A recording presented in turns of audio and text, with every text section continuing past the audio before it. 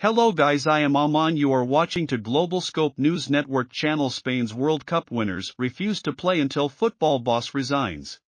The week started with international glory for Spain's women's football team World Cup winners after defeating England, but it ends with uproar over this moment when the president of the Football Federation Luis Rubiales kissed a member of the team Jenni Hermoso on the lips, an image that has caused outrage in Spain and elsewhere. He was also seen to be grabbing his crotch as he celebrated at the final whistle. Mr. Rubiales has defiantly refused to resign, saying he is a victim of social assassination now. Scores of players say they will not play for the national team until he is removed, and the government is looking to have him suspended. Gayi reports from Madrid. Applause. When the Spanish team lifted the World Cup last Sunday, it was a historic moment. But the way in which the National Football Federation President Luis Rubiales celebrated has made this a bittersweet week for Spanish football. The controversial kiss he gave striker Jenni Hermoso has been hogging the headlines, so too has this image of him celebrating the World Cup victory, just feet away from Spain's queen.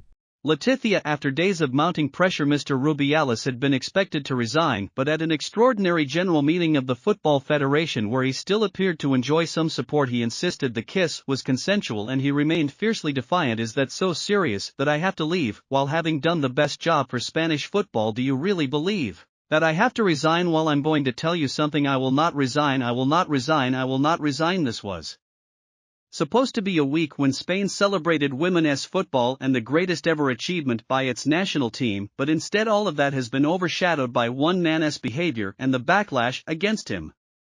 The World Cup winning squad has issued a statement in which Jenni Hermoso insisted that the kiss was not consensual. I want to clarify that at no time today consent to the kiss. I don't tolerate that my word is questioned, much less that words are invented that I haven't said. The players who signed the communique also said they will not represent their country until Rubiales is removed. This episode has fed into an intense debate in Spanish society about gender equality and sexual consent. This is a critical moment in this country. People are moving towards more gender equality, but this looks like an abuse of power, and that is what we are fighting against. Even the lionesses have weighed in. It's really sad that it totally ruined what was supposed to be the most special moment probably in Moses' career, in Spain's career. The government has said that it's taking action to remove Mr.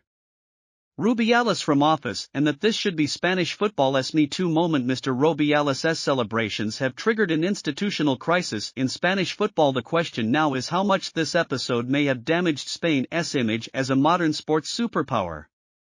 The Spanish player at the center of this storm has given some more detail about that controversial kiss that she received from Luis Rubiales today. She said how she felt vulnerable and she felt that she was the victim of an attack when she received a kiss, that there was a lack of respect in general. Now that of course completely contradicts the version that we received from Luis Rubiales himself. He says it was all consensual. But over the coming days, I think that position of Luis Rubiales, his claims are going to come under increasing scrutiny, and on that a lot will depend on whether he is able to survive and remain as president of the Spanish Football Federation.